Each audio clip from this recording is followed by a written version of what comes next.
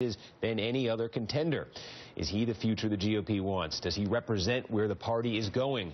Talk about what we have learned from watching this year's CPAC. I want to bring in Norm Ornstein. He's a contributing editor and columnist with National Journal. Kate Nocera, she's a Capitol Hill reporter at BuzzFeed.com. Jeff Smith, a professor of politics and advocacy at the New School. He's also a former Democratic state senator. And Robert George, an editorial writer with the New York Post. So I guess let's start on Rand Paul, Rob. And I've been struck not just watching this week at CPAC, but watching Rand Paul in general talk to conservative audiences, talk to Republican audience. The reception he gets is so much different than the reception his father got, even though they basically are cut from the same libertarian cloth. What's the difference? What is Rand Paul doing? Is it a question of him doing something differently, or has the party changed? Well, first of all, I'm glad to see that Chris Matthews' tingle up his leg is now on his right leg for Rand Paul. So I just want to get that out of the way. Well, I mean, I think it's a little bit of both. Rand Paul, I think, is certainly, I think, more savvy than his father strategically in terms of how he wants to frame the liberty argument. He doesn't always get into the Austrian economics and so forth. He just, he focuses on things like NSA, drones, things like that, that have a sort of a cross-ideological support in terms of uniting the left and right libertarians. He also seems to be wanting to make some real overtures. We talked about mandatory minimums, drug policy, things like that. He's really kind of expanding. At the same time, even certain elements of the Republican base have gotten tired of the Iraq War, obviously, the Afghanistan, and so that non-interventionist issue that Ron Paul hammered about for so long. There's a little bit more. There's more room to talk about that within the base of the party. You know, the skeptical take on Rand Paul's future as a 2016 candidate in national leaders comes from Dave Weigel at Slate this week, and he basically was making the case that when you look at his father, when you look at Paul, all these newsletters came out right before the 2012 primaries with just blatantly, racist things in them, and Ron Paul gave some muddled answers, wouldn't, completely distance himself from them.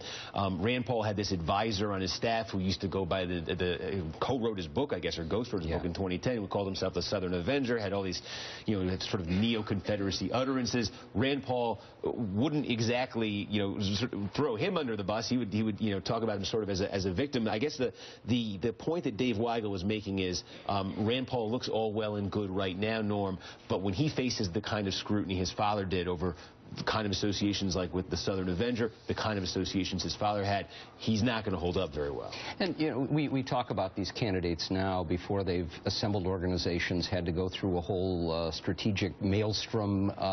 We don't know how he'll hold up.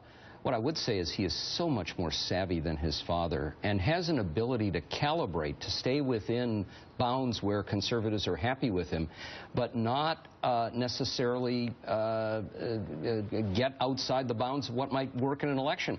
So we watch him now calibrate on foreign policy. He's not his dad, who was George McGovern, basically. The party's different, but he's changed a little bit. And then when I watch him go 1 week from calling Bill Clinton a sexual predator to taking down and chastising Ted Nugent and saying we can disagree without calling each other names, it's almost Clintonian, actually. You got to give this guy a little bit of credit, but we didn't pay much attention to Ron Paul's rantings because he wasn't ever going to win a nomination. We'll pay a whole lot more attention to the people that Rand Paul associates with and the things he said in the past if he becomes serious. There'll definitely be more scrutiny. The other thing is we played that Ted Cruz line, Kate. We played Ted Cruz doing sort of, I remember President Romney, right. President McCain. The people in somebody who's been in the hall for that told me it was one of the best received lines of the first 2 days. It did prompt this response from John McCain on Andrea Mitchell's show yesterday. I want to play that.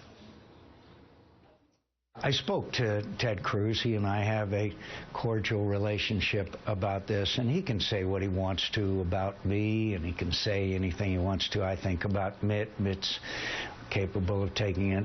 But when he throws Bob Dole in there, I wonder if he thinks that Bob Dole stood for principle on that hilltop in Italy when he was so gravely wounded and left part of his body there fighting for our country. Bob Dole is such a man of honor and integrity and principle. I hope that Ted Cruz will apologize to Bob Dole. And I know, I think Bob Dole even put out a statement yesterday afternoon. And look, the Bob Dole war story, from World War II, if you don't know, it truly is heroic. Not just what he suffered on the battlefield, but this incredible recovery, 3.5-year recovery from that. That being said, I wonder if if Ted Cruz saying that to that crowd and then provoking John McCain like that, if Ted Cruz isn't just sitting there, this isn't exactly what he wanted in response to that. Yeah, I mean, I think that part of what we saw at CPAC was a clear differences between Cruz and Paul, and clearly they're trying to define each other separately. The difference between Cruz and Paul on the Hill is that while Republicans might think that Paul's ideas are kind of out there, he doesn't antagonize them in the way that Ted Cruz does. He's worked really hard to try and build friendships, build relationships, and we can't really underestimate his alliance with Mitch McConnell.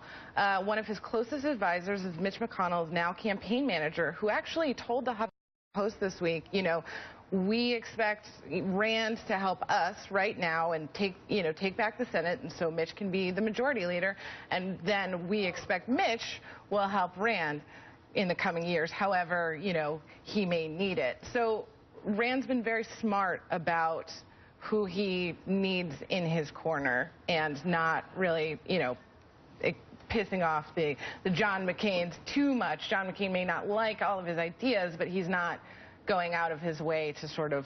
Right. Well, I want to pick up more on that dynamic between the difference between, Rand Paul and Ted Cruz, Paulism and Cruzism, because we tend to think of them both as these are the two sort of pure hard right candidates, but there are differences between them, and we'll talk a little bit about Christie and the response to him as well when we come back.